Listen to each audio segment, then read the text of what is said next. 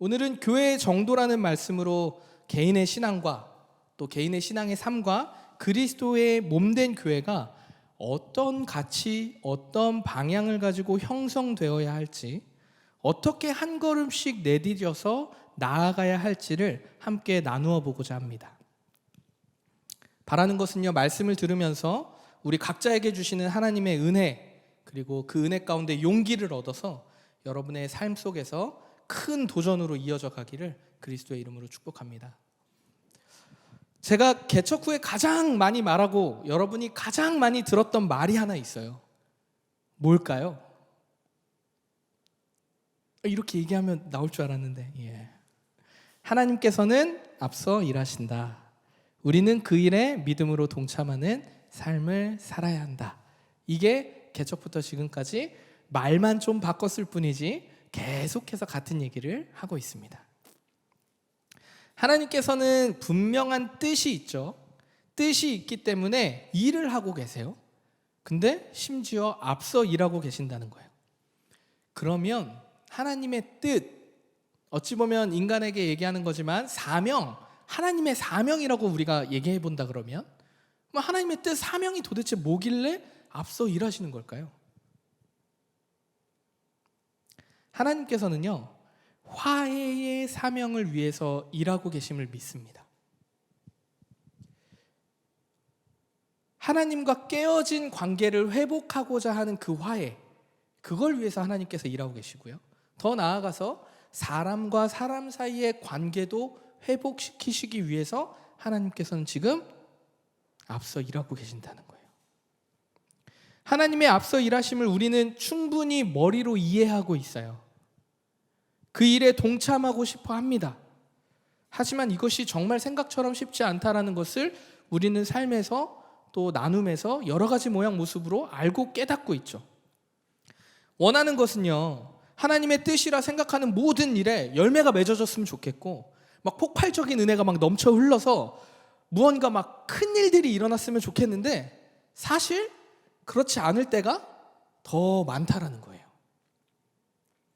사실 우리도 하나님의 앞서 일하심에 동참하는 이유는 그리스도의 몸된 교회가 그 하나님의 사랑 안에서 열매를 맺고 하나님의 사랑을 전하는 것, 이것이 우리 공동체가 하나님의 일하심에 동참하려는 이유잖아요.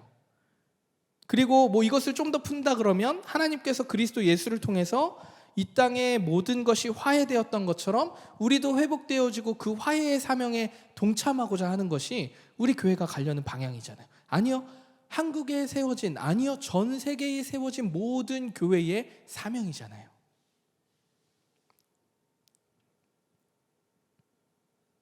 그런데 사실 하나님의 일에 동참한다고 하는 것이 너무나 추상적이고 잘 모르겠는 거죠. 머뭇거리게 만듭니다. 이게 하나님의 일인가? 뜻인가? 아닌가? 맞나? 일단 해보고 말까? 그렇게 고민하다가 용기를 잃고 머뭇거려요.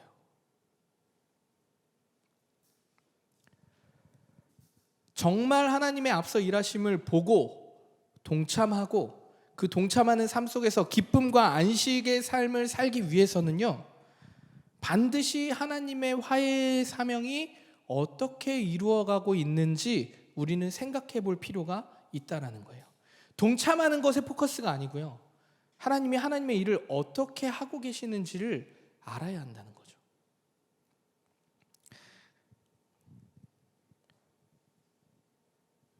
갈라디아서 3장 28절의 말씀에 이렇게 얘기하고 있죠. 유대인이나 헬라인이나 종이나 자유인이나 남자나 여자나 다 그리스도 예수 안에서 하나다라고 얘기하고 있어요. 하나님께서는 그리스도 예수 안에서 하나 되는 것을 통해서 화해의 사명을 이루어 간다는 거예요.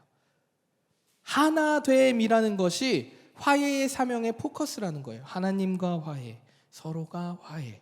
누굴 통해서요? 예수 그리스도를 통해서.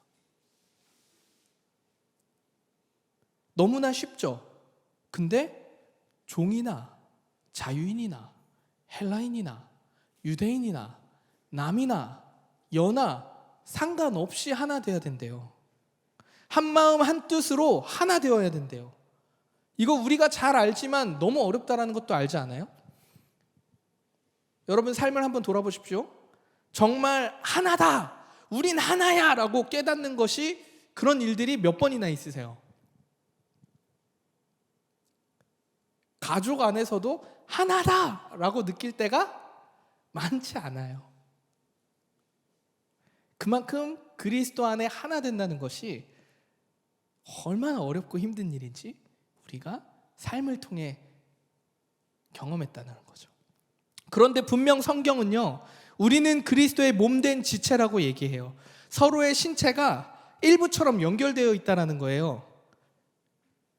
아니, 성경은 신체 일부처럼 뭐 잘라낼 수 없잖아. 근데 왜 이렇게 성경은 이렇게 얘기하는데, 그리스도를 믿는 공동체는 그러한데 이렇게 하나 되는 게 어려운가? 이걸 우리가 좀 생각해 봐야 된다는 거죠. 오늘 함께 읽은 로마서 12장의 말씀은요, 그중에 이제 일부를 읽었지만, 9절부터 읽었지만, 그리스도 예수 안에서 하나 되는 삶을 살아가라는 바울의 조언이에요.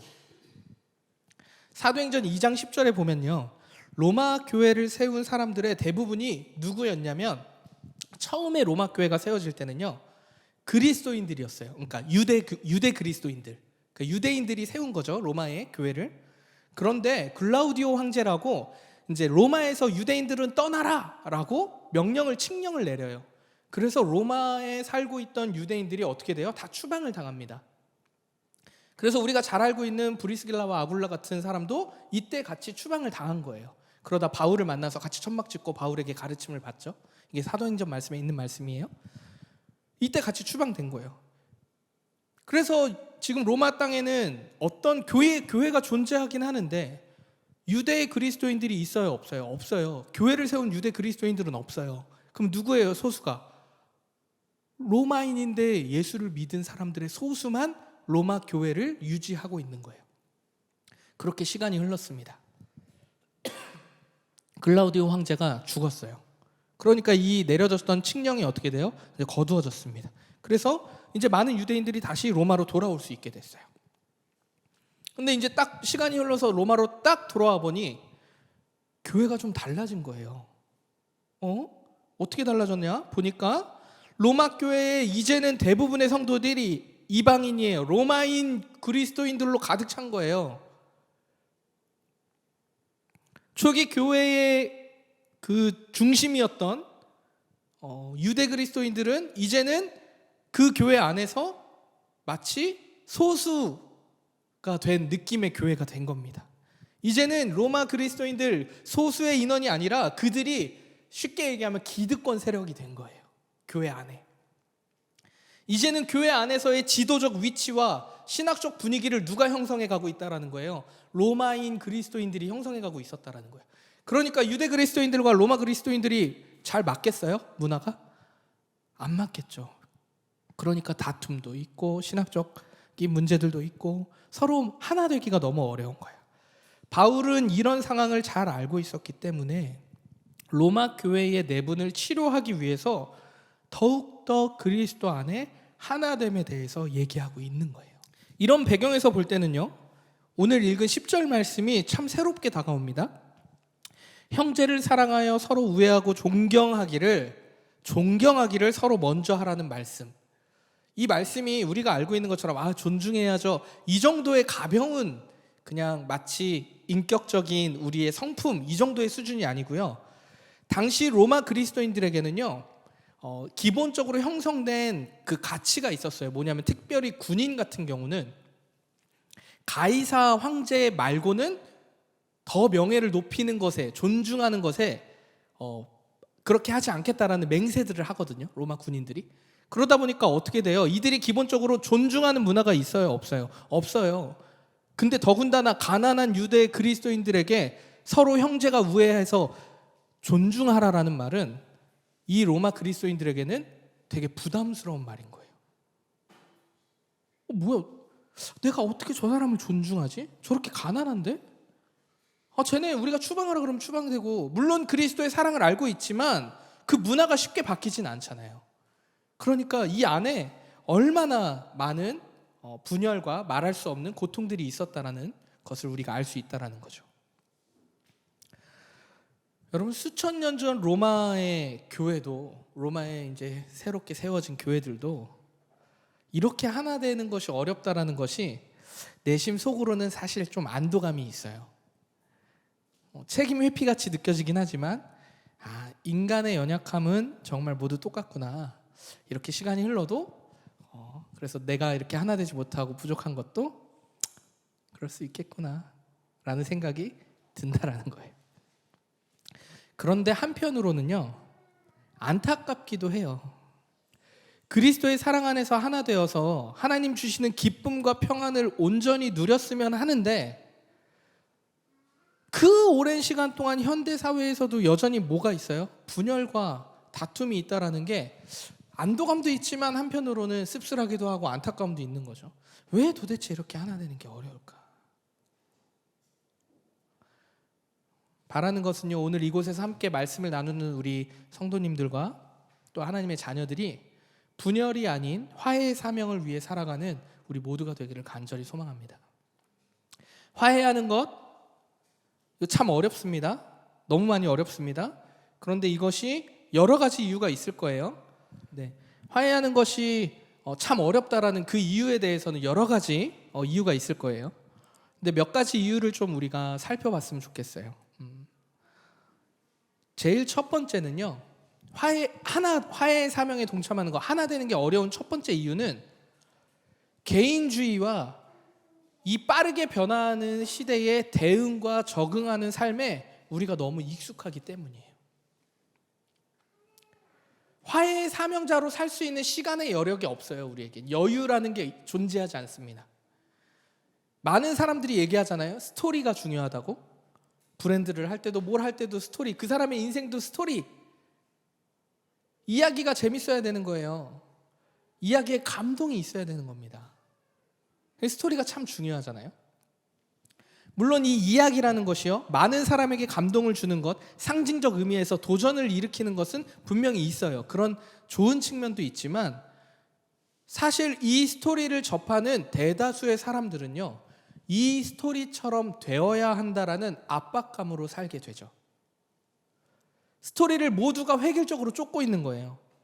모두가 하나의 스토리, 하나의 성공 스토리를 쫓고 있다라는 거예요. 이 스토리를 쫓기기 위해서는요, 멈출 수가 없어요. 내 걸 챙겨야 되고요, 개인주의가 있을 수밖에 없는 거예요. 그러니까 현대사회의 그 성공 스토리를 쫓기 위해서는 어떻게 해요? 빠르게 적응해야 되잖아요. 빠르게 대응해야 되잖아. 왜냐하면 난 미끄러지면 안 되니까, 늦춰지면 안 되니까, 도태되면 안 되니까. 남들은 치고 나가는데 거기서 오는 불안을 느끼고 싶지 않으니까. 개인주의와 현대사회의 빠른 적응과 대응력이 우리에게 너무나 깊이 문화로 자리 잡았다는 거예요. 빠른 변화에 대응하기 위해서 익숙해지다 보니까 어떤 문제가 생겼냐면, 한 가지를 깊숙하게 들여다보는 것이 너무 어려운 시대가 됐어요. 뭔가 하나에 깊이 집중하는 게 너무 어려워요. 엉덩이는 붙이고 앉아있지만 일단 한 30-40분은 다른 생각을 하다가 시간이 지나가는 일도 많죠. 우리에게 핸드폰 한번 열면 수많은 컨텐츠를 보다가 어이구 시간이 이렇게 됐네, 나 왜 이러지? 이럴 때가 많죠. 이러한 삶의 태도는요, 우리를 기웃기웃거리는 삶으로 자꾸 인도한다라는 거예요.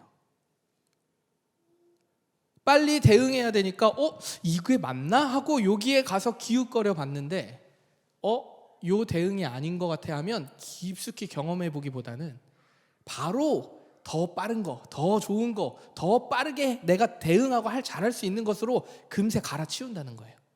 기웃. 이것 조금 해보고 저것 조금 해보고 입맛에 맞는 것만 찾기 바쁜 사회가 됐다라는 거예요. 사실 이러한 태도의 삶은요, 교회의 공동체 안에서도 나타나죠.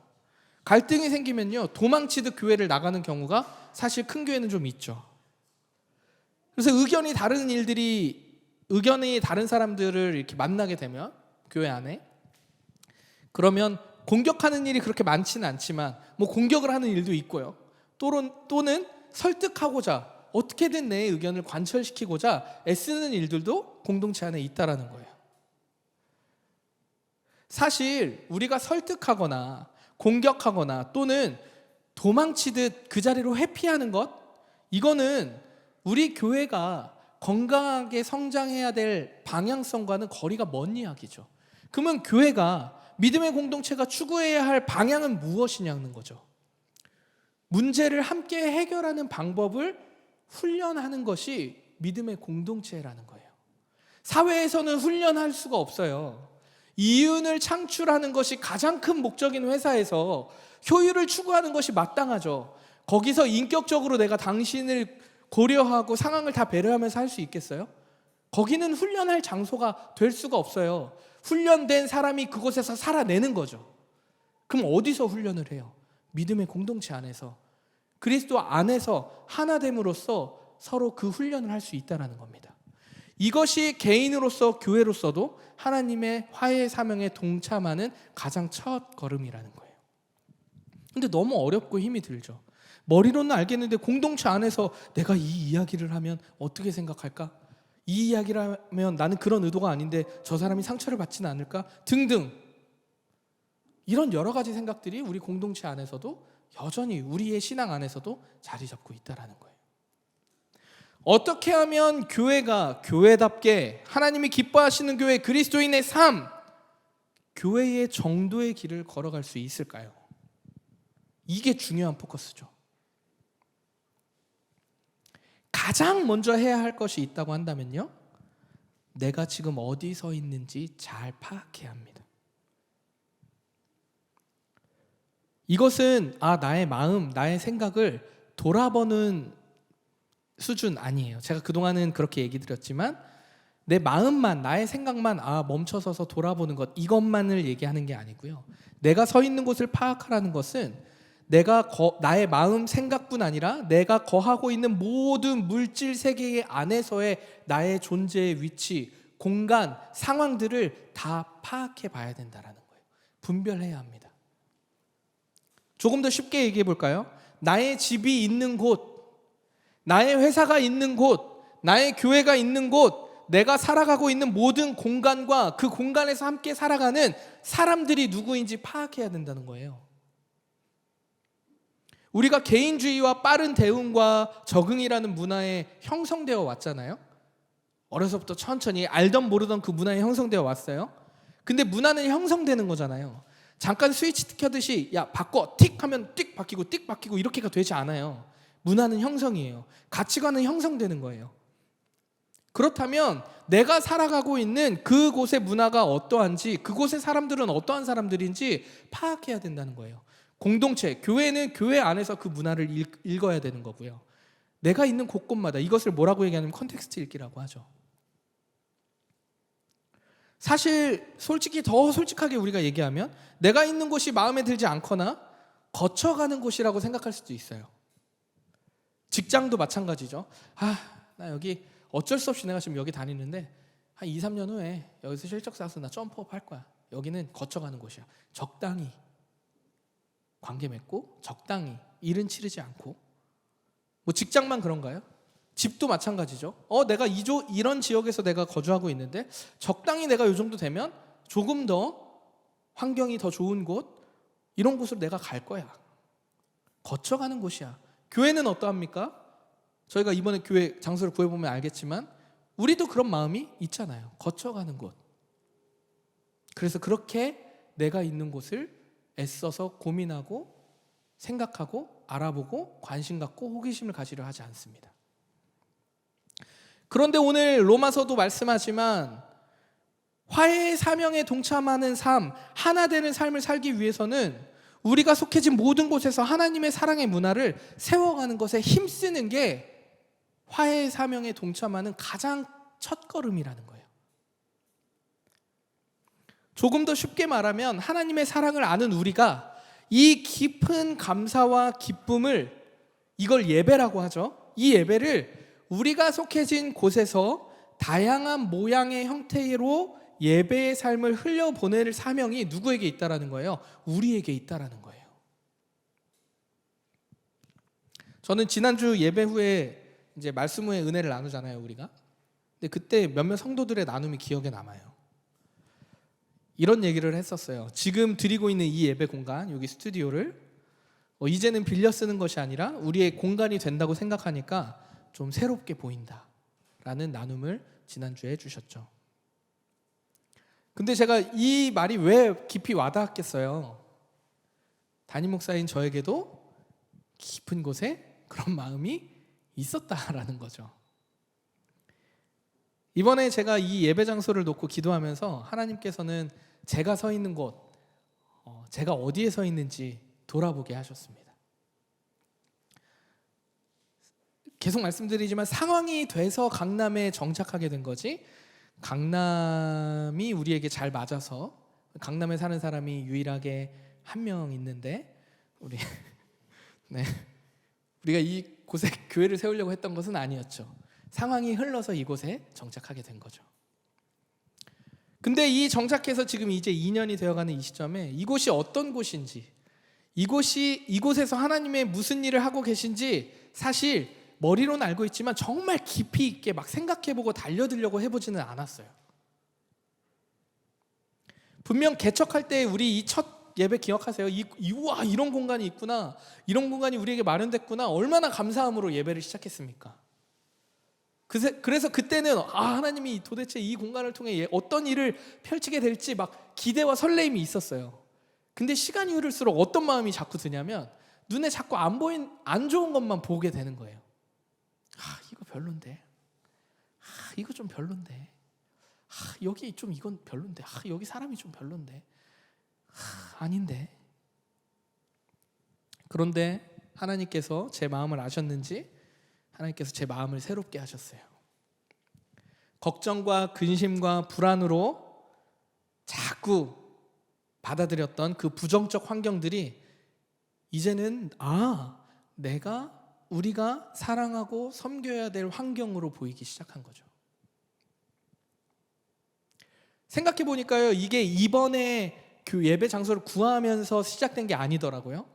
언제 시작된 거냐면 정말 오래전부터 더 시작했겠지만 제가 이제 더 깊이 묵상해 봐야 되겠지만 저희 교회 안에 한 형제가 집을 구하게 됐죠. 근데 그 집을 구하기 위해서 같이 돌아다니면서 그때 깨닫게 된 거예요. 아주 작지만 이 큰 빌딩과 건물들만 있는 강남인 줄 알았는데 그 메인 거리를 조금만 벗어나면 말도 안 되는 수많은 빌라와 이 한 블록 옆에 시장이 있네. 강남인데 시장이 있어요. 이것을 우리 한 성도의 집을 구하러 같이 돌아다니면서 알게 된 거예요. 2년이 지나가는 이때에 이 지역을 드디어 새롭게 보게 하신 거죠. 저는 이제는 거창한 미래를 좀 먼저 생각하지 않으려고 되게 애쓰고 있어요. 주어진 지역과 이 지역의 사람들, 그리고 내가 만나는 사람들에게 관심을 가져보려고 저는 노력하고 있어요. 이것이 하나님의 일하심에 동참하는 그 첫걸음, 하나됨, 하나님과 관계가 회복되고 이웃 안에 관계가 회복되는 그 첫걸음인 줄 믿습니다. 이처럼 하나님의 화해의 사명에 동참한다는 것은요, 내가 속한 것, 내 위치를 정확하게 파악하는 겁니다. 보여지는 영적인 것들, 보이지 않는 영적인 것들, 언어적, 비언어적, 물질적, 비본질적, 모든 상관없어요. 생각, 마음, 태도, 그 모든 것을 다 돌아봐야 돼요. 그러려면 멈춰서는 훈련이 우리에게 필요하다는 거죠. 여러분, 우리는 하나님 나라의 문화를 경작하는 사람들이잖아요. 세상의 문화를 가지고 교회 안에 심는 사람들이 아니고 우리가 경험한, 우리에게 말씀하시는 하나님의 은혜를 가지고 그 문화를, 그 공동체만의 특화된 향기를 가지고, 특산품들을 가지고 어디로 가요? 세상에 가서 그 하나님의 나라의 문화를 심기우는 자들이, 그게 교회잖아요. 저는 문화의 경작은 농부가 땅을 일구는 것과 같다고 생각해요. 주어진 땅에서 최선을 다해 어떻게 해야 돼요? 씨를 뿌려야죠. 이 땅 별로야 하고 계속 땅만 알아보고 다닐 수 있겠어요? 나에게 주어진 땅에서 최선을 다해 씨를 뿌리고 심고 다듬고 열매 맺도록 노력해 봐야 된다는 거예요. 그럼 여러분들에게 이제 제가 묻고 싶어요. 하나님의 화해의 사명, 하나됨의 그 믿음의 공동체로 가기 위해서 여러분의 개인의 삶에서 문화를 경작해야 하는 곳이 어디입니까? 분명히 집 그리고 회사일 거예요. 근처에 무엇이 있는지, 어떤 사람들이 살고 있는지, 그 지역의 특색은 어떤지, 무엇인지 관심을 갖고 돌아보아야 해요.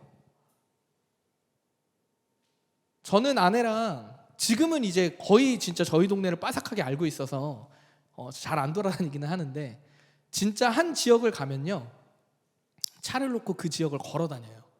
여기에 뭐가 있는지 알고 싶어서. 그래서 별의별 이상한 곳을 진짜 다 저희만 아는 약간 그런, 되게 기쁘더라고요, 그게.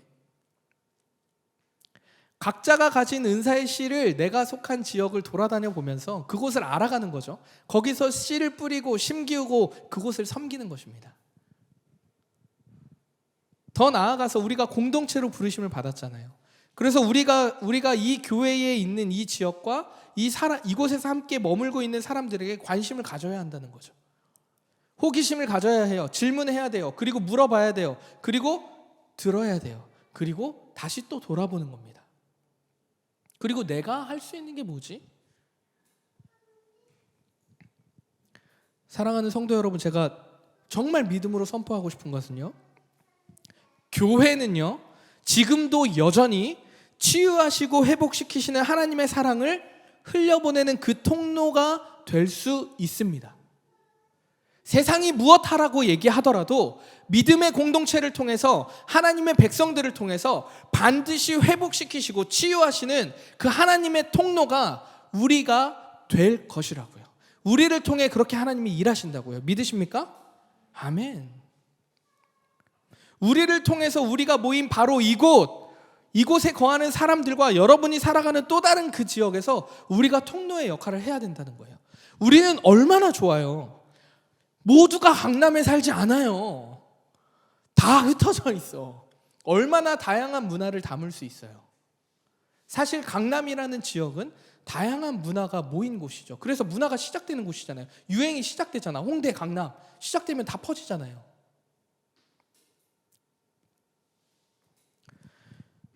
교회가 이러한 정도의 길, 하나님의 화해의 사명에 동참하는 길을 선택하고 걸어갈 때 가장 필요한 것이 있다면 그것은 환대의 마음일 것입니다. 나중에 환대에 대한 것에 대해서 제가 조금 더 이제 교회에 대한 설교 후반부쯤에 더 깊이 나중에 나누겠지만, 우리는 환대의 삶을 기본적으로 탑재하고 살아가야 돼요. 그러할 때 그 지역에 관심을 갖고 우리가 대응할 수 있어요. 오늘 본문 13절에요. 잘 우리가 익숙하게 받아들일 수 없는 단어가 하나 나와요. 손대접하기에 힘쓰라. 손대접한다. 이게 무슨 말일까요? 손대접하기에 힘쓰라. 당시 유대인들은요, 가난했기 때문에 지역과 지역을 이동하면 머물러야 되잖아요. 예를 들어 출장을 갔던 지역, 무슨 일이 있어서 지역을 이동했으면 잠잘 곳이 필요하잖아요. 머물 곳이 필요합니다. 근데 돈이 없어요. 그러니까 이렇게 쉽게 잠잘 곳을 찾기가 어려웠습니다. 그래서 어떻게 해요? 유대인들끼리는 제가 오늘 당신 집에 머물려고 합니다 하면 환대의 마음으로 그 사람을 받아서 자기 집에서 재워준 거예요. 그래서 유대인들은 그때 어떤 걸 가지고 다녔냐면 초대장이라는 걸 가지고 다녔어요. 그러니까 누구나 이 사람을 좀 인증할 만한, 누구나 웬만한 알만한 사람들의 초대장을, 추천서 같은 거죠. 그걸 가지고, 예를 들어 전택 유대인에게 제가 집에 갔어요. 똑똑똑 황씨, 제가 여기서 묵고 싶습니다 하고 추천장을 보여주면 오소서 하고 극진히 대접했다라는 거. 이걸 손대접이라고 하는 거예요. 여러분, 자기 집을 조건 없이 오픈해서 대접하는 거 쉽습니까? 쉽지 않아요. 우리가 찾아가는 예배로 호스트를 반강제적으로 요청해서 지금 찾아가는 예배로 성도의 집에서 예배를 드리지만, 호스트가 아무리 부담을 안 가지려고 해도 부담이 돼요. 그 잠깐의 6시간 정도의 5-6시간의 시간을 초대를 하는 것도 진짜 부담이 된다는 거예요. 그런데 숙박을 해야 하는 이 유대 문화의 손대접은요, 정말 환대하는 마음이 아니고서는 할 수 없는 일들이라는 거죠. 우리가 이 화해의 사명에 동참하는 것, 하나됨에 동참하는 그 첫걸음은 환대의 마음이 우리에게 필요하다라는 거예요. 그리스도께서 우리에게 그러하셨듯이 이 환대의 마음은요, 거짓이 없어요. 왜냐하면 환대의 마음은 사랑이 기본적인 전제를 하거든요. 그러니까 거짓이 없어요. 만약에 변질된 마음으로 환대의 마음을 가지고 베풀었다면 그건 거짓이 있겠죠. 내가 이번에 너를 그렇게 섬겼으니 너도 나를 나중에 그렇게 섬겨라. 이거는 환대의 마음이 아니죠. 변질된 환대의 마음이겠죠. 악을 미워하라고 오늘 성경은 말해요. 그리고 하나님의 사랑, 선을 언제나 선택하라고 말하고 있습니다. 그리고 부지런하게 열심으로 하나님을 사랑하고 이웃을 사랑하래요. 소망 중에 즐거워하래요. 환난 중에 참아야 하고요. 기도에 항상 힘쓰래요. 더 나아가서는요, 너무 어려운 말씀이야. 우리를 박해하는 자를 축복하고 저주하지 말래. 으아, 가능해요, 여러분? 근데 어떤 걸로 가능하다? 환대의 마음. 너희 안에 이 마음을 품으라. 이는 곧 그리스도 예수의 마음이니. 참 어렵지만 우리 마음 깊숙이 그리스도의 사랑을 품고 그렇게 하도록 노력해야 된다는 거예요.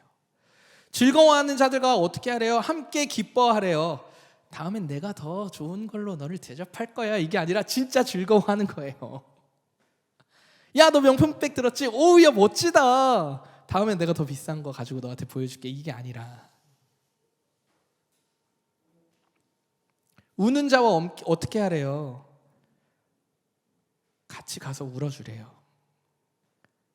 모든 사람들 앞에서 함께 힘을 모아 선한 일을 도모해야 한대요. 저는 이것이 교회가 걸어야 가야 할 길이라고 믿습니다. 이 모든 것은요, 환대의 마음, 먼저 그리스도의 사랑을 받은 우리들이 품어야 할 마음이죠. 이것에서 시작돼야 됩니다. 이 시대는요, 사랑을 하고 사랑받는 것에 정말 어색하고 힘든 시간이 됐어요. 힘든 시대가 됐어요. 내가 안 그러고 싶은데 누가 나에게 값없이 사랑을 베풀면 뭐야? 나한테 뭘 바라는 게 있나? 그리고 한 일주일이 흘러서 다시 전화가 와요. 그러면 혹시 뭐 또 하려고 그러나? 기브앤테이크에 너무 익숙하잖아요. 남을 배려한다는 이유로 이제는 사랑하는 것도 머뭇거려요. 싫어할까 봐. 물론 그 경계가 좀 있겠죠. 상황에 따라 좀 다를 수 있겠지만. 그래서 이 시대는요, 사랑에 대한 갈망들이 정말 왜곡된 모습으로 많이 나타나 있어요. 그래서 자꾸 어떻게 해요? 마약 찾고 소비적인 잠시의 기쁨을 위해서 그것들을 계속해서 갈망하고 찾잖아요. 그 기쁨에 취해 있는 거예요. 잠시의 만족에 너무너무 익숙해져 있습니다. 왜요? 깊숙이 사랑하는 방법을 배워보지 못했어요. 저는 그래서 어쩌면 우리 올디너리 교회가 하나님을 깊숙이 사랑하는 방법? 아니, 다시 배우는 이 훈련의 시간을 하나님이 우리에게 허락하신 건 아닌가라는 생각을 해요. 사랑하는 성도 여러분, 환대의 마음으로 주어진 여러분의 삶, 그리고 이 믿음의 공동체 안에서 살아가기를 간절히 소망합니다.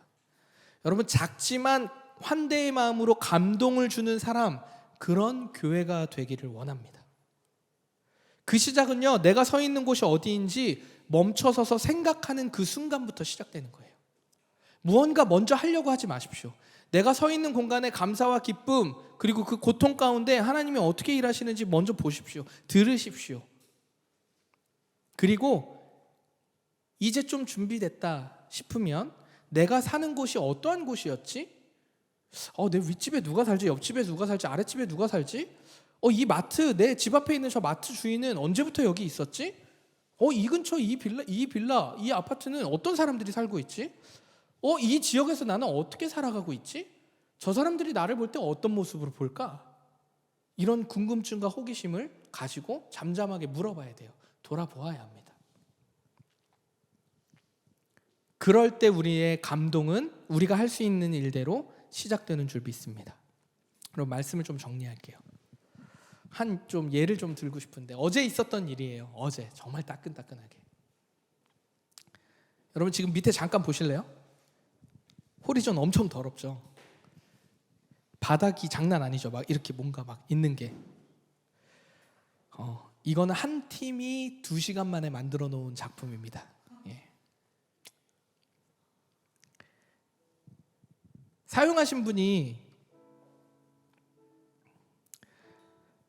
전화가 왔어요. 너무 죄송하다고. 패킹이라고 하거든요. 이제 여기 호리존 올라가려면 좀 이렇게 밑에 테이핑을 하거나 이렇게 좀 감싸야지 이 호리존을 사용할 수 있어요.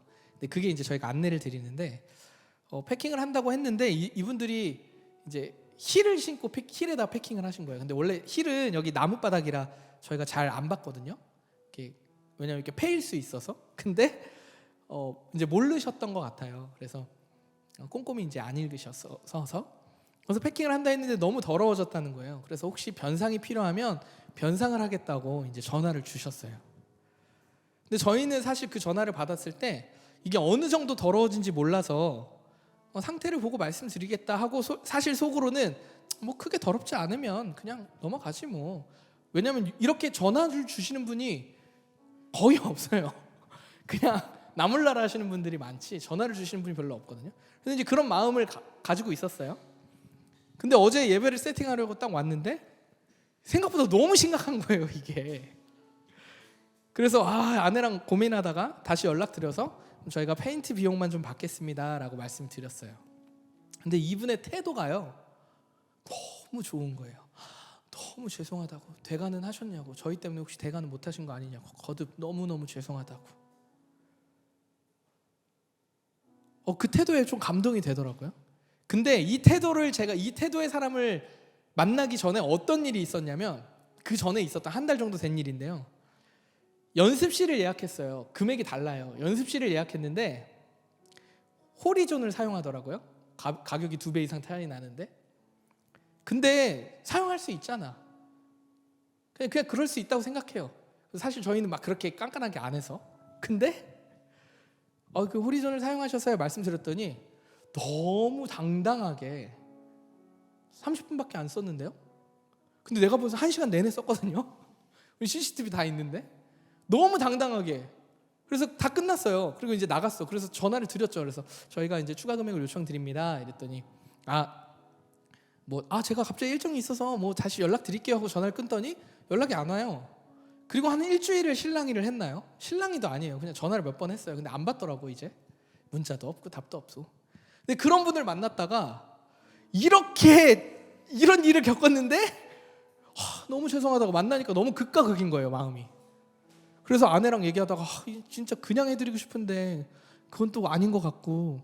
그래서 이제 계좌번호를 드리면서 말씀을 드렸어요. 저희가 답 그냥 조금만 받겠다 해서 금액을 이제 낮춰서 보내드렸어요. 이랬더니 이분은 아니라고. 저희 때문에 제대로 업무 일정 못 하셨을 텐데 그냥 저희가 다 드리는 게 맞다고. 받으셔야 된다고. 다시 한번 너무 죄송하다고. 그리고 마지막에 딱 한 문장이 써 있는데 뭐라고 써 있는지 아세요? 평안한 밤 되세요. 느낌 딱 오죠? 평안한 밤 되세요. 딱 보고 내가 아내한테 여보 크리스찬이다 그랬더니 아내가 맞는 것 같다고. 그래 내가 이제 다시 이제 화답에 글을 보내면서 쓰시는 말투를 보니 크리스찬이신가 봐요 하고 그냥 이제 크리스찬이신가 봐요 하고 이제 계좌번호를 다시 한번 이제 안내를 드렸어요. 감사합니다 인사드리고. 그랬더니 조금 있다가 하하 네 크리스찬 맞습니다. 네 평안한 밤 되세요 이렇게 오더라고요. 그래서 저도 평안한 밤 되십시오. 행복한 주일 되십시오 라고 화답을 보냈어요.